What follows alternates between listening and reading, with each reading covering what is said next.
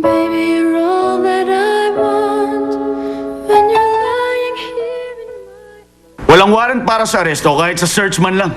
Paano po ako mag-iimbestiga? Kapag nasa tenga ang batas, nagiging isang hikaw na ito. Kapag sa ilong, no string naman siya. Kailangan mo lang gamitin ang ulo mo. Kung ganun, para saan pa yung formality visit na yon, ha? Para lang makapagtanong sa suspect o sa witness? Wala itong pinagkaiba sa audition, okay?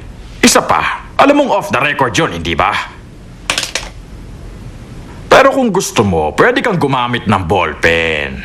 Ibig sabihin, gusto nyo isulat ko sa papel ang opinion ni Lorenzo Lee, ganon? Ang gusto ko, tapusin mo ito na tahimik! May problema ka ba sa tenga? Kung gusto mo talaga siyang maimbestigahan, kailangan mo munang maging prosecutor general! Iwan mo na lang ang ebidensya at umalis ka na!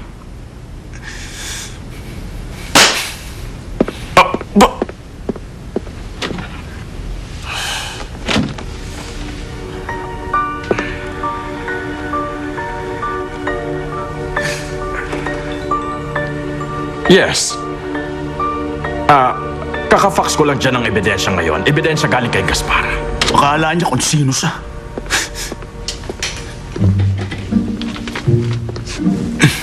Okay na si Don doon. O nandito ka. Tatapusin ko ang 2 hours ko. Wala na yun. Ano? Huwag mo nang intindihin yung kulang mo. Okay na yun. Pinaglalaroan mo ba ako, ha? Dapat nga mag-thank you ka pa eh. Umalis ka na nga sa harapan ko, pwede? Tiyong ka na.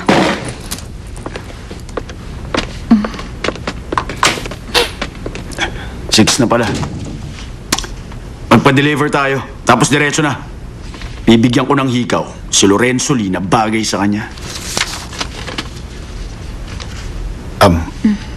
Prosecutor, kasi may pupuntahan akong burol. Sorry, sir. Ang papa ko pupuntahan ko sa ospital ngayon. Ay, o sige, umalis na kayo. Kaya ko naman magtrabaho kahit mag-isa lang ako eh. Sige na.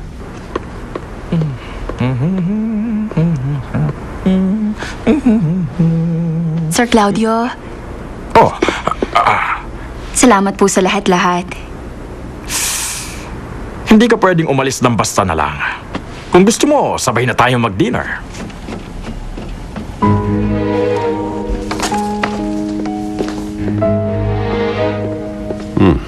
Ito po ang mga dokumento. Galing kay Gaspar Kim.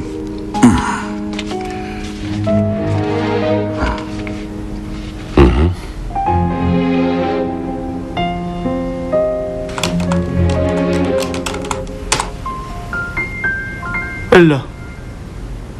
Bakit parang masyadong tahimik?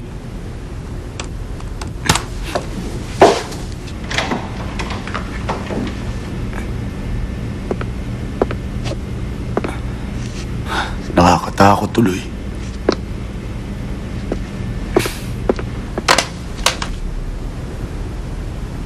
Security? Bakit para atang wala lahat ng tao ngayon?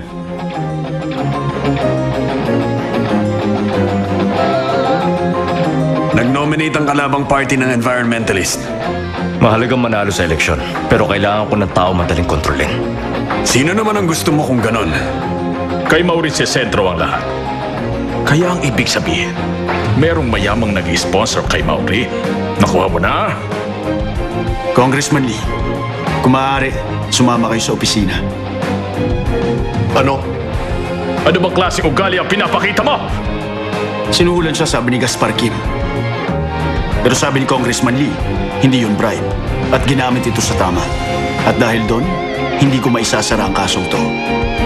Kahit na yun ang gusto kong gawin, Deputy.